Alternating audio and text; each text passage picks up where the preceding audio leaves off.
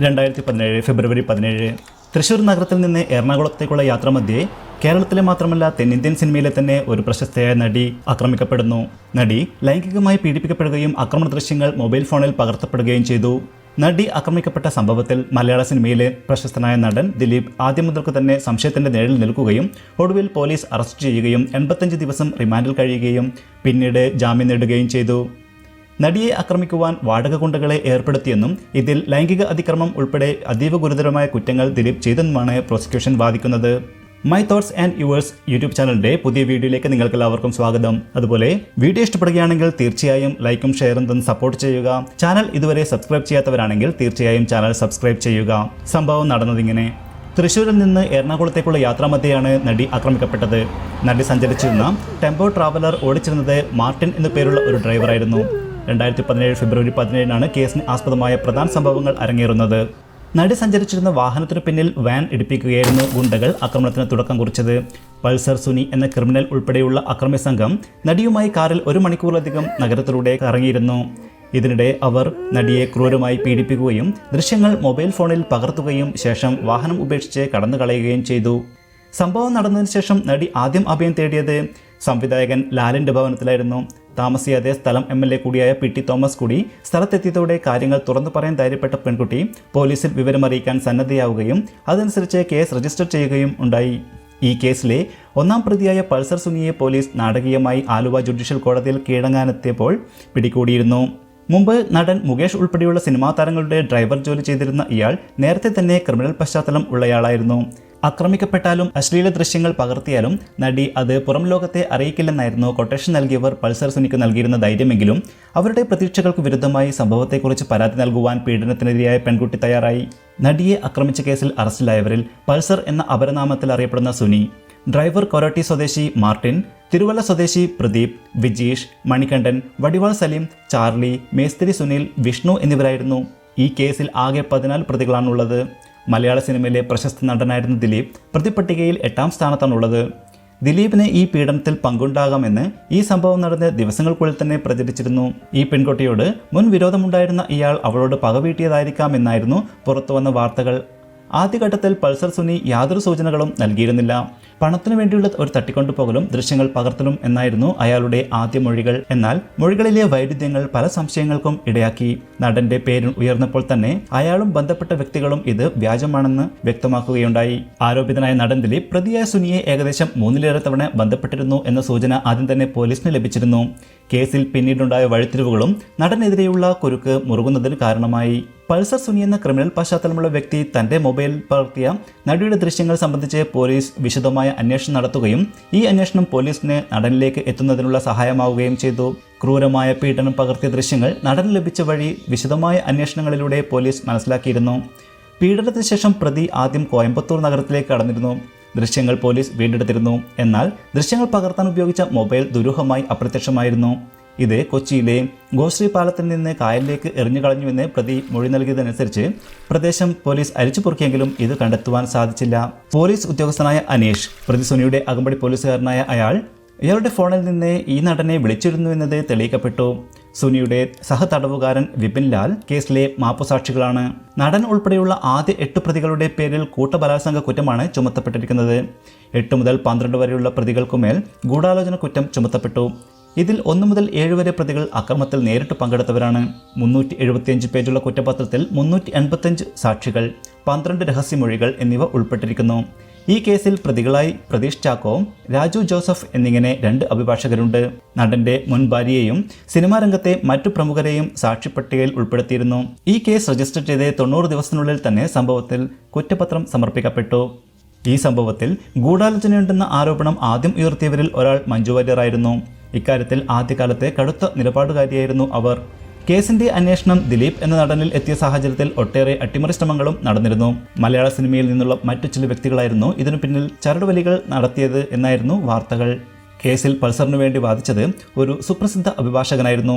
Case അട്ടിമറിക്കാനുള്ള നീക്കങ്ങൾ നിഗൂഢ കേന്ദ്രങ്ങളിൽ നിന്നുണ്ടായെങ്കിലും കേരള പോലീസ് ഇതിനെയെല്ലാം അതിജീവിക്കുകയും കേസിൽ ഉൾപ്പെട്ട വ്യക്തികളുടെ മുഖംമൂടി നീക്കി പുറത്തു കൊണ്ടുവരികയും നടൻ ഉൾപ്പെടെയുള്ളവരെ ജയിലിലടക്കുകയും ചെയ്തു. എന്നിരുന്നാലും 8ാം പ്രതിയായ നടൻ അറസ്റ്റ് ചെയ്യപ്പെടുകയും 90 ദിവസത്തെ ജയിൽവാസത്തിനു ശേഷം ജാമ്യത്തിൽ പുറത്തിറങ്ങുകയും അയാൾക്ക് വിദേശത്ത് പോകാനുള്ള അനുമതി ലഭിക്കുകയും ചെയ്തിരുന്നു. ഇപ്പോഴും നടന്നുകൊണ്ടിരിക്കുന്ന കേസിന്റെ അന്തിമ വിധി വരാനിരിക്കുന്നതേയുള്ളൂ. ഈ കേസിന്റെ പിൽക്കാല സംഭവ വികാസങ്ങൾ എന്തൊക്കെയാണെന്ന് നോക്കാം. ഈ കേസിൽ വിചാരണയ്ക്ക് ഒരു വനിതാ ജഡ്ജിയും പ്രത്യേക കോടതിയും വേണമെന്ന നടിയുടെ ഹർജി ഹൈക്കോടതി പരിഗണിച്ചിരുന്നു. ഇക്കാര്യത്തിൽ അനുകൂലമായ ഒരു നിലപാടാണ് കേരള സർക്കാരും കോടതിയെ ബോധിപ്പിച്ചിട്ടുള്ളത്. കേസിൽ CBI അന്വേഷണം വേണമെന്നായിരുന്നു ദിലീപിന്റെ ആവശ്യം. എന്നാൽ ഇത് ഈ കേസിന്റെ വിചാരണയെ വൈകിപ്പിക്കുമെന്നാണ് സർക്കാരിന്റെ നിലപാട്. കോളിളക്കം സൃഷ്ടിച്ച ഈ സംഭവം നടന്നിട്ട് വർഷങ്ങൾ പലത് കഴിഞ്ഞു. പ്രമുഖ വ്യക്തികൾ ഉൾപ്പെട്ട കേസായതിനാൽ രാജ്യം ഉറ്റുനോക്കിയിരുന്ന ഒരു കേസാണിത്. കേസിലെ പ്രതികളായ അഭിഭാഷകർ സമർപ്പിച്ച വിടുതൽ ഹർജി തള്ളിക്കൊണ്ട് കോടതി ചില നിരീക്ഷണങ്ങളും നടത്തുകയുണ്ടായി. അഭിഭാഷകർ എന്ന നിലയിലാണ് ഈ കേസിൽ ബന്ധപ്പെട്ടതെന്നും മറ്റു വാദങ്ങൾ തെറ്റാണെന്നും അഭിഭാഷകരായ പ്രതികൾ സമർത്ഥിച്ചു. നടിയുടെ ദൃശ്യങ്ങൾ പകർത്തിയ മൊബൈൽ ഫോൺ നശിപ്പിച്ചുവെന്നതാണ് അഭിഭാഷകർക്കെതിരായ പ്രധാന കുറ്റം. പൾസർ സുനി ഇവരെയാണ് മൊബൈൽ ഫോൺ ഏൽപ്പിച്ചത് എന്ന് പറയപ്പെടുന്നു. ഇരുവരെയും വിചാരണ ചെയ്യുന്നതിന് മതിയായ തെളിവുകളുണ്ടെന്ന് വ്യക്തമാക്കിയ ഹൈക്കോടതി ഹർജി തള്ളുകയാണുണ്ടായത്. മനഃപൂർവ്വം വിചാരണ വൈകിപ്പിക്കാൻ പ്രതികൾ ശ്രമിക്കുന്നുവെന്ന കോടതിയുടെ ഒരു നിരീക്ഷണവുമുണ്ടായി. പ്രതികൾ തുടർച്ചയായി ഹർജികൾ സമർപ്പിക്കുന്നതും കേസ് വൈകിപ്പിക്കുന്നതിന്റെ ഒരു കാരണമാണ്. അതുപോലെ കേസിൽ പ്രതികളുടെ നിസ്സഹകരണവും നിരീക്ഷിക്കപ്പെട്ടു. അതിനിടെ പൾസർ സുനിയും നടനും ഉൾപ്പെട്ടവർ കേസിലെ കൂടുതൽ രേഖകൾ ആവശ്യപ്പെട്ട് കോടതിയെ സമീപിക്കുകയുണ്ടായി. ഈ വിഷയത്തിൽ പ്രധാന രേഖകൾ കൈമാറുവാൻ കോടതിയുടെ നിർദ്ദേശമുണ്ടാവുകയും ചെയ്തിരുന്നു. ഇനിയും കൂടുതൽ രേഖകൾ വേണമെന്നുള്ള പ്രതികളുടെ ആവശ്യത്തെ കേസ് വൈകിപ്പിക്കുക എന്ന ലക്ഷ്യമായിരിക്കാമെന്ന് കോടതി വിലയിരുത്തുന്നു. നടൻ ഉൾപ്പെടെയുള്ള പ്രതികൾ ചില ഉപഹർജികളുമായി കോടതിയിലെത്തിയിരുന്നു. നടി ആക്രമിക്കപ്പെട്ട ദൃശ്യങ്ങളുടെ കോപ്പി വേണമെന്നാണ് ദിലീപ് ആദ്യം കോടതിയിൽ ആവശ്യമുന്നയിച്ചത്. സെഷൻസ് കോടതി ഈ ആവശ്യം താമസം വിന തള്ളിയപ്പോൾ നടൻ ഇക്കാര്യത്തിനായി ഹൈക്കോടതിയെ സമീപിക്കുകയാണുണ്ടായത്. അതുമാത്രമല്ല, ഈ കേസിൽ ഇപ്പോഴത്തെ പോലീസ് അന്വേഷണത്തിൽ തൃപ്തിയില്ലെന്നും ഒരു CBI അന്വേഷണമാണ് വേണ്ടതെന്നുമുള്ള പുതിയ വാദവും അദ്ദേഹം ഉയർത്തിയിട്ടുണ്ട്. നടി ആക്രമിക്കപ്പെട്ട കേസ് ഒരു ഇടവേളയ്ക്ക് ശേഷം സുപ്രീം കോടതിയുടെ ഇടപെടൽ ആവശ്യപ്പെട്ട് നടി 2019 സെപ്റ്റംബറിൽ പുതിയ ഹർജി നൽകിയിരുന്നു. അതീവ നിർണായക തെളിവായ ദൃശ്യങ്ങൾ അടങ്ങുന്ന മെമ്മറി കാർഡിന്റെ പകർപ്പ് പ്രതി ദിലീപ് നൽകരുതെന്നാവശ്യപ്പെട്ടാണ് നടി സുപ്രീം കോടതിയെ സമീപിച്ചത്. ദിലീപിന് അനുകൂലമായി കേരള സർക്കാർ നിലപാടെടുക്കുമോ എന്ന ആശങ്കയും ദൃശ്യം കൈമാറുന്നതിനെ തന്റെ അന്തസ്സിനെ ബാധിക്കുമെന്നതും കണക്കിലെടുത്താണ് നടി സ്വകാര്യ ഹർജി സമർപ്പിച്ചതെന്നാണ് സൂചിക്കപ്പെടുന്നത്. സ്വകാര്യതയ്ക്ക് ഭംഗമുണ്ടാക്കുന്ന തെളിവുകൾ പുറത്തുവിടരുതെന്ന സുപ്രീം കോടതി വിധിയും സ്വകാര്യത മൗലികാവകാശമാണെന്ന വിധിയും ഹർജിയിൽ ചൂണ്ടിക്കാട്ടിയിരുന്നു. കോഴിക്കോട് സ്വദേശിയായ അഭിഭാഷകൻ മുഖേനയാണ് സുപ്രീം കോടതിയിൽ ഹർജി സമർപ്പിക്കപ്പെട്ടത്. സ്വകാര്യ ഹർജി സ്വീകരിക്കണോ എന്ന കാര്യത്തിൽ കോടതി സംസ്ഥാന സർക്കാരിന്റെ നിലപാട് തേടുകയുണ്ടായി. ഈ കേസിലെ മുഖ്യ തെളിവായ ദൃശ്യങ്ങളുടെ പകർപ്പ് തനിക്ക് വേണമെന്നുള്ള ദിലീപിന്റെ ഹർജി തള്ളിയ CBI വിചാരണ കോടതി പകരം മെമ്മറി കാർഡിലെ ദൃശ്യങ്ങൾ പരിശോധിക്കാനുള്ള അനുമതി 2019 ഡിസംബർ 11 കോടതി നടപടികളിലൂടെ ദിലീപിന് നൽകിയിരുന്നു. കോടതി നടപടികളിൽ ദിലീപ് ഹാജരായിരുന്നില്ല. കേസിനായി ശേഖരിക്കപ്പെട്ട 32 ഇലക്ട്രോണിക് ഉപകരണങ്ങളിൽ നിന്നുള്ള ഡിജിറ്റൽ തെളിവുകളുടെ പകർപ്പുകൾ വേണമെന്ന ദിലീപിന്റെ ആവശ്യവും നിരാകരിക്കപ്പെട്ടു. കേസുമായി ബന്ധമില്ലാത്ത സ്വകാര്യ ദൃശ്യങ്ങളുടെ മുഴുവൻ പകർപ്പ് ആവശ്യപ്പെടാൻ ദിലീപിന് അവകാശമില്ലെന്നാണ് പ്രോസിക്യൂഷൻ വാദിച്ചത്. നിർണായക സാക്ഷികളിലൂടെ മൊബൈലിൽ നിന്ന് ശേഖരിച്ച സ്വകാര്യ ദൃശ്യങ്ങൾ സാക്ഷികളെ സ്വാധീനിക്കാൻ ദുരുപയോഗം ചെയ്യുമെന്നും ആശങ്കയും പ്രോസിക്യൂഷൻ കോടതിയിൽ പങ്കുവച്ചു. 6 മാസത്തിനകം വിചാരണ പൂർത്തിയാക്കുവാൻ സുപ്രീം കോടതി ഉത്തരവിട്ട ഈ കേസിൽ അനാവശ്യ ഹർജികളിലൂടെ നടപടികളെ വൈകിപ്പിക്കാനുള്ള പ്രതികളുടെ തന്ത്രങ്ങളെയും പ്രോസിക്യൂഷൻ കുറ്റപ്പെടുത്തിയിരുന്നു. മെമ്മറി കാർഡിലെ ദൃശ്യങ്ങൾ ദിലീപ്, അദ്ദേഹത്തിന്റെ അഭിഭാഷകർ, അവർ ഹാജരാക്കുന്ന കേരളത്തിന് പുറത്തുള്ള ഒരു സാങ്കേതിക വിദഗ്ധൻ എന്നിവരടങ്ങുന്ന സംഘത്തിനെ ഡിസംബർ 18 പരിശോധിക്കാനുള്ള അനുമതിയാണ് വിചാരണ കോടതി നൽകിയത്. 3 സാങ്കേതിക വിദഗ്ധർ വേണമെന്നുള്ള ദിലീപിന്റെ അഭിഭാഷകർ ആവശ്യമുന്നയിച്ചുവെങ്കിലും ഒരു സാങ്കേതിക വിദഗ്ധനെ അനുവദിക്കാമെന്ന് കോടതി വ്യക്തമാക്കിയിരുന്നു. ഈ കേസിലെ 1-ാം പ്രതി പൾസർ സുനി അടക്കമുള്ള വിചാരണ നടപടികൾ നടന്നുകൊണ്ടിരിക്കുന്നു. കേസിലെ മറ്റു പ്രതികൾക്കായി മാർട്ടിൻ, വിജീഷ്, പ്രദീപ് എന്നിവരുടെ ജാമ്യാപേക്ഷയും കോടതി തള്ളിയിരുന്നു. ജാമ്യത്തിലിറങ്ങി മുങ്ങിയിരുന്ന 9-ാം പ്രതി സനിൽകുമാറിനെ പാലയിൽ നിന്ന് പിടികൂടുകയും കോടതിയിൽ ഹാജരാക്കുകയും ചെയ്തിരുന്നു. ലൈംഗികാതിക്രമ കേസിലെ അതിജീവിച്ച നടി ബലാത്സംഗ കേസ് പരിഗണിക്കുന്ന വിചാരണ കോടതി ജഡ്ജിയായ ഹണി M. വർഗീസ് മോശമായി പെരുമാറിയെന്ന് ആരോപിച്ച് ഹൈക്കോടതിയെ സമീപിച്ചു. രാഷ്ട്രീയ ഇടപെടൽ മൂലം കേസന്വേഷണം വെട്ടിച്ചുരുക്കാതെ തുടരണമെന്ന് ആവശ്യപ്പെട്ട് സമർപ്പിച്ച ശക്തമായ ഹർജിയിൽ വിചാരണ കോടതി ജഡ്ജിക്കും കേരളത്തിലെ ഭരണമുന്നണിക്കും ദിലീപിന്റെ അഭിഭാഷകർക്കും നേരെ വിരൽ ചൂണ്ടിക്കൊണ്ട് ഭാവന ഹൈക്കോടതിയിലേക്ക് ആവശ്യപ്പെട്ടു. നടിയുടെ കേസിലെ വിചാരണ അകാലത്തിൽ അവസാനിക്കുന്നില്ലെന്ന് ഉറപ്പാക്കാൻ ജഡ്ജി ഹണി വർഗീസ് മാസങ്ങളായി മുറുകെ പിടിക്കുന്ന ഫോറൻസിക് വിശകലന റിപ്പോർട്ട് പുറത്തുവിടാൻ വിചാരണ കോടതിയോട് നിർദ്ദേശിക്കണമെന്നും അവർ ഹൈക്കോടതിയോട് ആവശ്യപ്പെട്ടിട്ടുണ്ട്. തിരുവനന്തപുരത്തെ ഫോറൻസിക് സയൻസ് ലാബിൽ ഏതാനും മാസം മുമ്പ് അന്വേഷണ ഉദ്യോഗസ്ഥർ നടത്തിയ പരിശോധനയിൽ ജഡ്ജി ഹണി വർഗീസ് FSL നിന്നും മെമ്മറി കാർഡിന്റെ ഫോറൻസിക് റിപ്പോർട്ട് ആവശ്യപ്പെട്ടതായി കണ്ടെത്തി. 2018 മാർച്ചിനും 2019 മാർച്ചിനുമിടയിൽ എറണാകുളം സെഷൻസ് കോടതിയുടെ കസ്റ്റഡിയിലായിരിക്കെ ഒരിക്കൽ അനധികൃതമായി മെമ്മറി കാർഡ് ആക്സസ് ചെയ്തതായി ഈ റിപ്പോർട്ടിൽ പറയുന്നുണ്ട്. എന്തുകൊണ്ടാണ് ജഡ്ജി കിട്ടിയ വിവരം അന്വേഷണ ഏജൻസിയോട് വെളിപ്പെടുത്താത്തതെന്ന് പ്രോസിക്യൂഷൻ കോടതിയിൽ ചോദിച്ചിരുന്നു. അത്തരമൊരു ഫോറൻസിക് വിശകലന റിപ്പോർട്ട് കഴിഞ്ഞ 2 വർഷമായി റിപ്പോർട്ട് തന്റെ പക്കലുണ്ടെന്നും എന്നാൽ റിപ്പോർട്ട് പുറത്തുവിട്ടിട്ടില്ലെന്നും റെയ്ഡിനെ തുടർന്ന് ജഡ്ജി തുറന്ന കോടതിയിൽ പറഞ്ഞു. മെയ് 23 തിങ്കളാഴ്ച ഹൈക്കോടതിയിൽ സമർപ്പിച്ച ഹർജിയിലാണ് നടി ഇക്കാര്യത്തിൽ ജഡ്ജിയുടെ നടപടികളെ ചോദ്യം ചെയ്തിരുന്നത്. FSL പ്രിസൈഡിംഗ് ഓഫീസർ വ്യക്തമായ റിപ്പോർട്ട് സമർപ്പിച്ചിട്ടുണ്ടെങ്കിലും സെക്ഷൻ ക്ലർക്ക് പോലും നൽകാതെയും കോടതി രേഖകളിൽ ഒരു എൻട്രിയും നൽകാതെയും പ്രിസൈഡിംഗ് ഓഫീസർ അത് രഹസ്യമായി സൂക്ഷിച്ചു. ഇത് അവർ ചെയ്ത ഗുരുതരമായ തെറ്റായ പെരുമാറ്റമാണ്. ഇത് നിയമവിരുദ്ധമായി ആക്സസ് ചെയ്യുകയും തകർച്ച വരുത്തുകയും പ്രക്ഷേപണം ചെയ്യുകയും ചെയ്ത് കുറ്റവാളികളെ രക്ഷിക്കാനുള്ള ഒരു അജണ്ട അവർക്കുണ്ടെന്ന് ഹർജിയിൽ പറയുന്നു. ഹൈക്കോടതിയിൽ സമർപ്പിച്ച ഹർജിയിലാണ് നടി ഇക്കാര്യത്തിൽ ജഡ്ജിയുടെ നടപടികളെ ചോദ്യം ചെയ്തിരിക്കുന്നത്. അത് രഹസ്യമായി സൂക്ഷിക്കുന്നതിലൂടെ അവൾക്ക് എന്തെങ്കിലും ആനുകൂല്യങ്ങൾ ലഭിച്ചോ എന്നതും അന്വേഷിക്കേണ്ടതാണ്. കേസിൽ രാഷ്ട്രീയ ഇടപെടൽ ഉണ്ടെന്നും കേസിന്റെ അന്വേഷണം പൂർത്തിയാകാതിരിക്കാനും വിചാരണ അകാലത്തിൽ പൂർത്തിയാകാതിരിക്കാനും ദിലീപ് ഭരണമുന്നണിയിലെ സുഹൃത്തുക്കളെ ഉപയോഗിച്ചതായി സംശയിക്കുന്നതായും നടി അവകാശപ്പെടുന്നു. അതേസമയം ദിലീപിന്റെ സുഹൃത്താണെന്ന് അവകാശപ്പെട്ട ബാലചന്ദ്രകുമാർ എന്ന വ്യക്തിയിൽ നിന്ന് നിരവധി പുതിയ വെളിപ്പെടുത്തലുകൾ, ബലാത്സംഗ കേസിലെ അന്വേഷണ ഉദ്യോഗസ്ഥനെ കൊല്ലാൻ ദിലീപും അനുയായികളും ഗൂഢാലോചന നടത്തിയതിന്റെ ഓഡിയോ ക്ലിപ്പുകൾ പുറത്തുവിട്ടു. നടിയെ ആക്രമിച്ചതിന്റെ ദൃശ്യങ്ങൾ ദിലീപ് അനധികൃതമായി നൽകിയിട്ടുണ്ടെന്നും ബാലചന്ദ്രകുമാർ ആരോപിച്ചു. കോടതിയിലെ വിചാരണ നടപടികൾ പൂർത്തിയാക്കരുതെന്നും പുതിയ വിവരങ്ങൾ ലഭിച്ച സാഹചര്യത്തിൽ അന്വേഷണം തുടരാൻ അനുവദിക്കണമെന്നും പ്രോസിക്യൂഷനും നടിയും ആവശ്യപ്പെട്ടിട്ടുണ്ട്.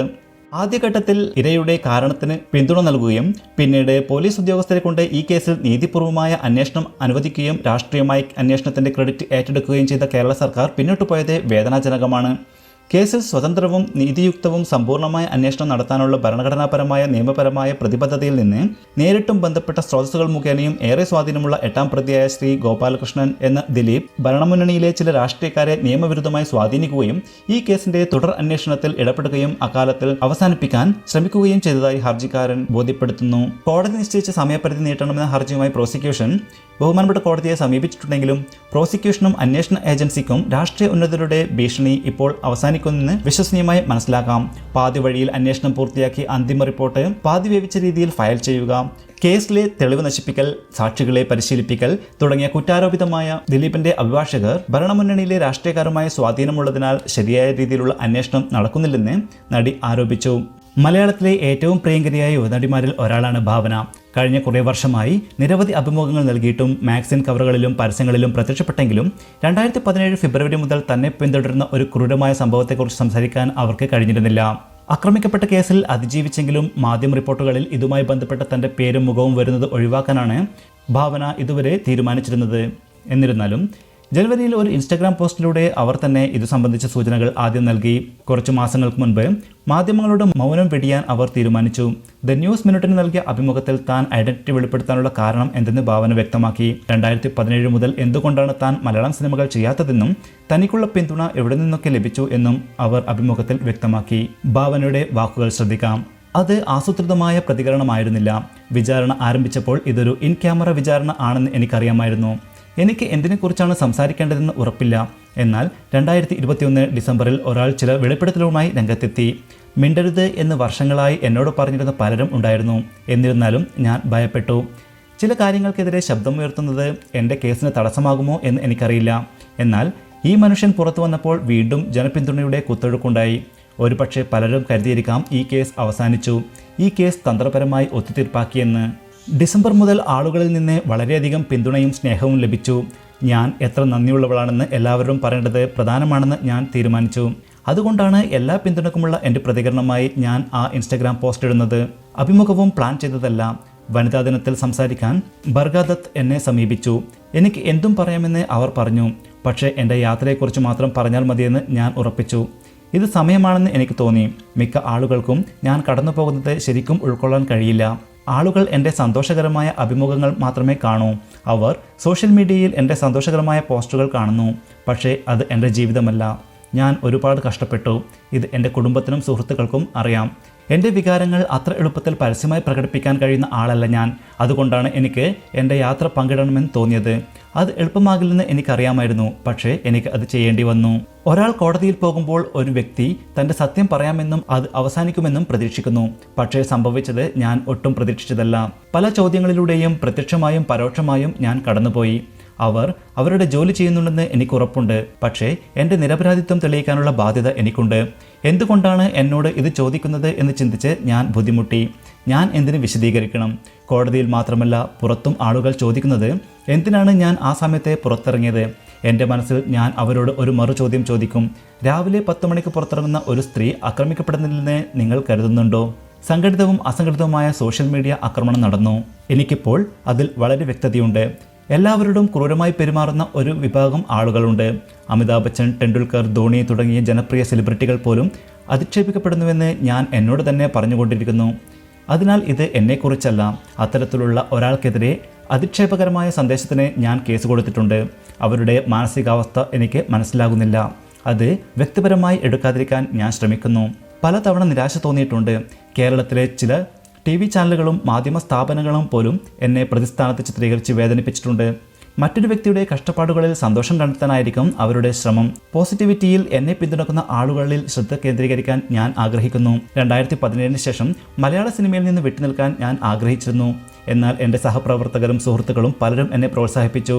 പൃഥ്വിരാജും സംവിധായകൻ ജിനു എബ്രഹാമും ഷാജി കൈലാസും സംയുക്തമായി ചെയ്യുന്ന ഒരു പ്രൊജക്റ്റിനായി എന്നെ സമീപിച്ചപ്പോൾ നടൻ ബാബുരാജ് ബാംഗ്ലൂരിലെ എൻ്റെ താമസ സ്ഥലത്ത് വന്ന് എന്നോട് സിനിമയിൽ മടങ്ങി എത്തണമെന്ന് പറഞ്ഞു.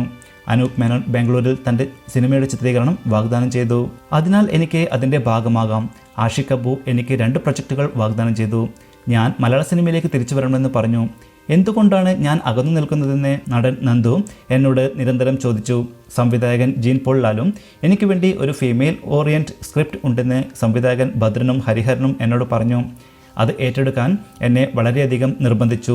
നടൻ ജയസൂര്യ ഒരിക്കൽ തൃശ്ശൂരിൽ ഷൂട്ട് ചെയ്യുകയായിരുന്നു. അന്ന് എൻ്റെ ജന്മദിനമായിരുന്നു. ഒരു കേക്കുമായി എൻ്റെ വീട്ടിൽ വന്ന അദ്ദേഹം ഒരു സിനിമ സ്വീകരിക്കാൻ എന്നെ നിർബന്ധിച്ചു. സിനിമാ നിർമ്മാതാവ് വിജയ് ബാബുവും ഒരിക്കൽ ഒരു പ്രൊജക്റ്റിനായി വിളിച്ചു.